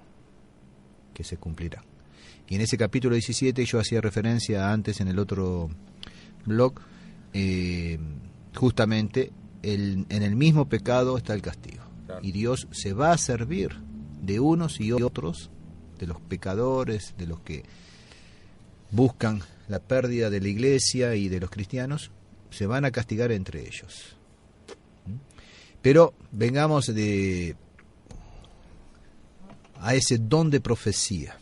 Y el padre Castellani conoce de lo que habla. Conoce de lo que habla. Dice el padre, el don de profecía es dulce al profeta. Es una luz, una comunicación de Dios. Pero cuando San Juan consideró su contenido, lo hirió de compasión por los desastres y calamidades que la suya contenía. Yo me permito una digresión de índole personal, pero que vale lo que vale y que piensen lo que piensen, porque no es mía solamente. No me catalogo de profeta, ni mucho menos, porque son conjeturas, no son profecías, sino son conclusiones a partir de conjeturas. Pero el don de profecía es dulce al profeta, es una luz, una comunicación de Dios.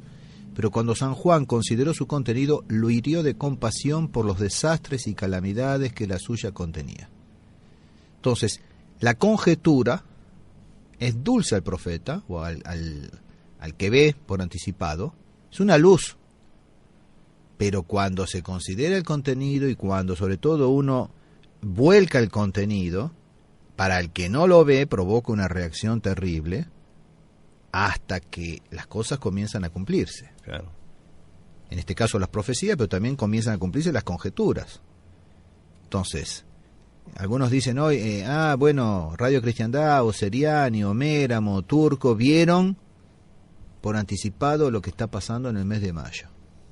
O desde el 14 de septiembre del 2011 hasta el 27 de mayo del 2012.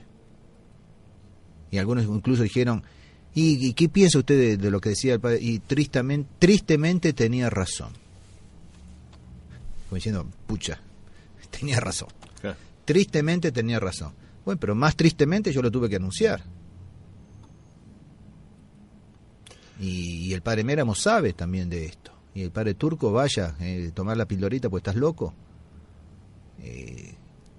Entonces, eso es dulce.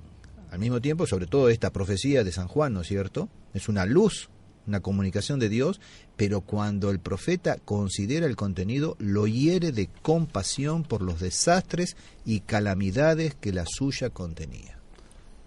Pero a su vez, tenemos que entender que toda la profecía del Apocalipsis es esperanzadora, es decir, viene la dulzura de la comunicación, la amargura del contenido y después la gloria del triunfo. Ya, ahora venimos, por eso Bien. Yo dije que quería terminar hoy tranquilo, o sea, tener tiempo para estas dos últimas páginas, nos faltan 2 páginas más, pero vamos a ir despacito. El primer momento de la absorción de la palabra divina es de una exquisita dulzura, porque el profeta es puesto en comunicación íntima con el Señor. Pero experimenta luego una viva amargura, porque el contenido se refiere a los terribles juicios de Dios sobre el mundo, y el profeta no puede permanecer insensible a todos los males cuyo secreto posee y debe proclamar por anticipado.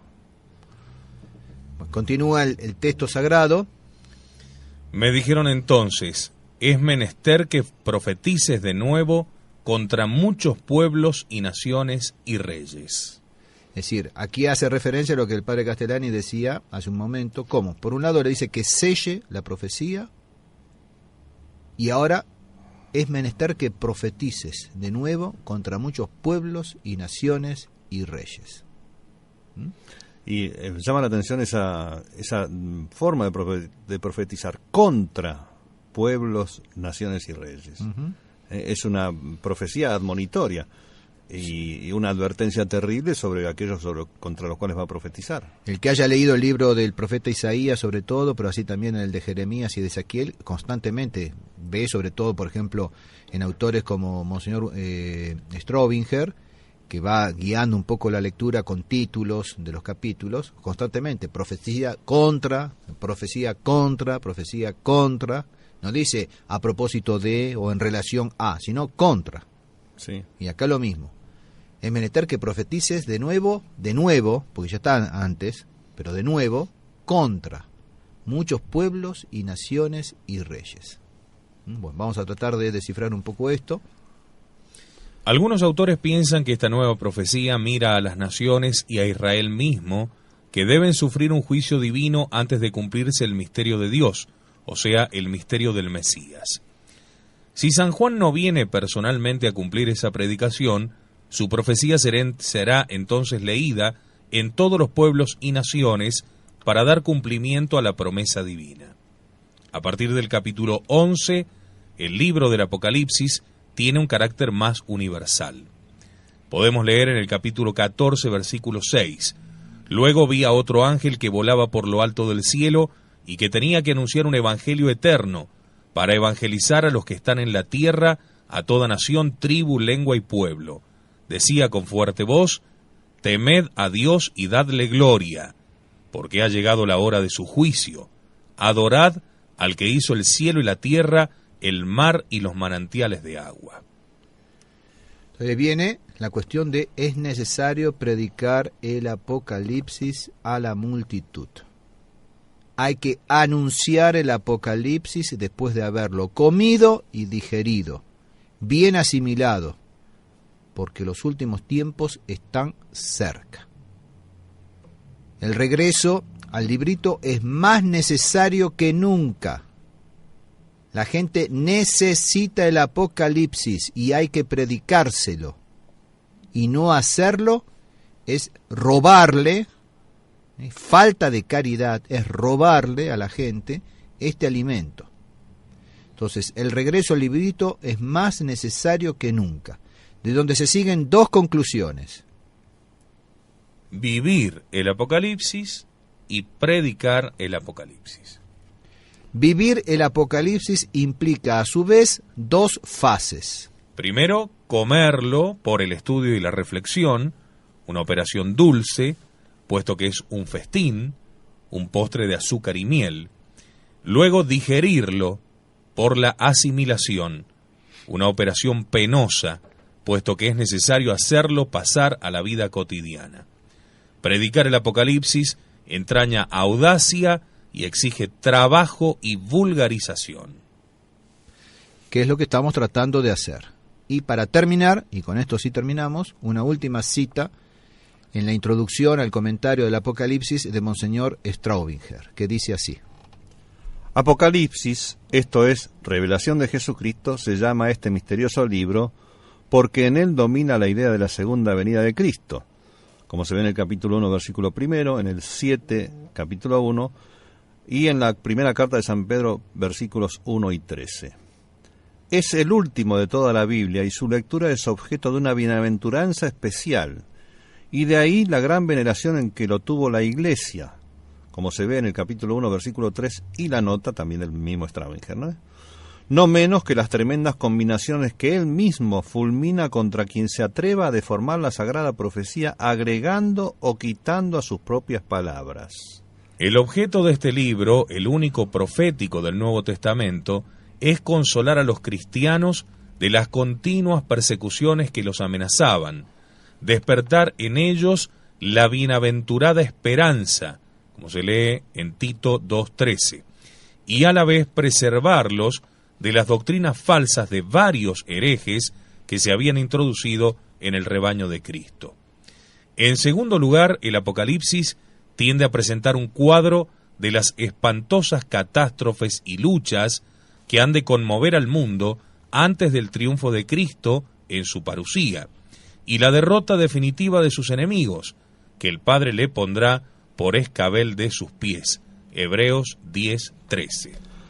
Su lectura es una bienaventuranza, como dijimos, que se lee en el capítulo 1, versículo 3, y su sentido, no cerrado en lo principal, capítulo 10, versículo 3 y nota, se aclarará del todo cuando lo quiera el Dios que revela a los pequeños lo que oculta a los sabios, según leemos en San Lucas, capítulo 10, versículo 21.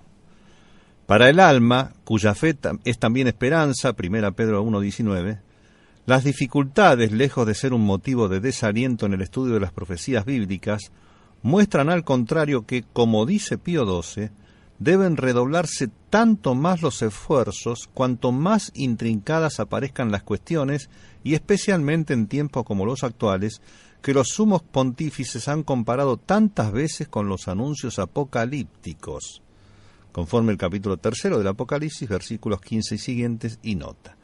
Y en que las almas, necesitadas más que nunca de la palabra de Dios, según el profeta Amós, capítulo 8, versículo 11, sienten el ansia del misterio y buscan como por instinto refugiarse en los consuelos espirituales de las profecías divinas, a falta de las cuales están expuestas a caer en las fáciles seducciones del espiritismo, de las sectas, la teosofía y toda clase de magia y ocultismo diabólico.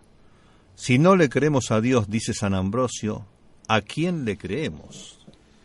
Debemos además tener presente que este sagrado vaticinio significa también una exhortación a estar firmes en la fe y gozosos en la esperanza, aspirando a los misterios de la felicidad prometida para las bodas del Cordero.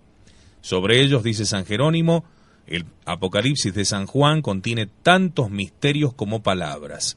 Y digo poco con esto, pues ningún elogio puede alcanzar el valor de este libro, donde cada palabra de por sí abarca muchos sentidos.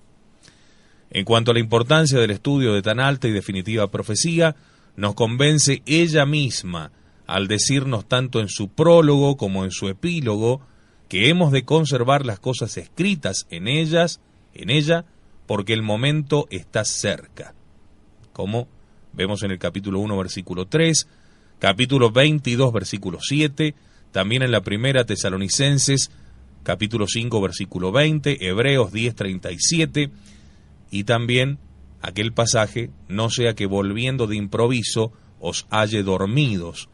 Lo que os digo a vosotros lo digo a todos, velad, que trae San Marcos 13:36.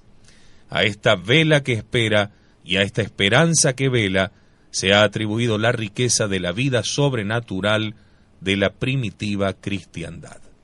Como dice el apóstol Santiago en el capítulo 5, versículo 7. Como conclusión, yo les diría a los que están escuchando o a los que lean, tomen el librito, coman y después anúncienlo. Y además hay que tener en cuenta que el Apocalipsis es una recopilación y enriquecimiento y culminación de todas las profecías que están en toda la Biblia, desde el Génesis hasta el último Evangelio, hasta la última epístola antes del Apocalipsis. Todo lo que está ahí tiene su culminación en el Apocalipsis. Ojo, que el Apocalipsis no es el último libro escrito, pero de todos modos, por anticipación, contiene todo eso. Todo eso. Está puesto al final, cierra todo perfectamente, pero no necesariamente es el último libro, está bien, pero cronológicamente que se haya escrito. Recopila y la tercera epístola de San Juan, ¿no? Uh-huh. Muy bien, padre, excelente. Ahora nos quedamos con todo esto encima para sacarle punta al lápiz, ¿no? Bueno, espero que sirva para algo todo esto, y aunque más no fuese, bueno, sirve para nosotros. Por supuesto.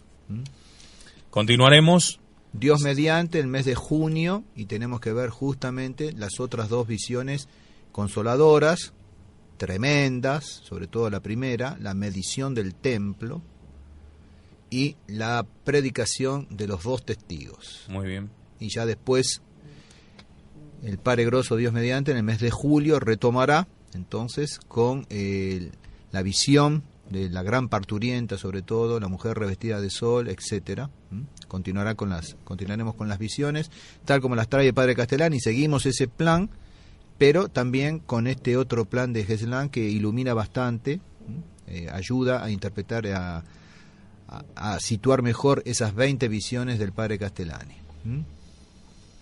Muy bien, muchas gracias. Recordemos para esta tarde la celebración de la Santa Misa, 19:30, en la casa de Jorge Calderón, y mañana a la hora 18, mañana viernes, en la casa de la familia Ledesma. Y ya parte hacia Buenos Aires. Pego la vuelta. Muy bien, y aquí estaremos haciendo los especiales, Dios mediante, 20, 21 y 22 ¿Eso ya de lo junio. decidieron así? Bueno, entonces aunque el 20 sea feriado, Aquí estaremos. bueno, y entonces Dios mediante nos veremos. De todos modos yo llego para el domingo anterior, al 20, y haremos los especiales. Entonces, bueno, veremos qué no ves, que si hay algo para ver en cuanto a las novedades, actualidad de la tradición, y si no, bueno, nos consagraremos al Apocalipsis, que con eso ya tenemos bastante. Así es. Le pedimos su bendición para terminar. Benedictio Dei Omnipotentis, Patris et Filii Spiritus Sancti, descenda super vos et mania semper. Amén. Muchas gracias, gracias Luis Manzano. Muchas gracias a ustedes. Muchas gracias a ustedes también que han elegido esta radio para estar bien informados y hasta de la actualidad, porque conocer estas cosas también forman parte de lo que nos encontramos cada vez que abrimos la puerta. Hasta el próximo encuentro aquí en Radio Cristiandad con los especiales.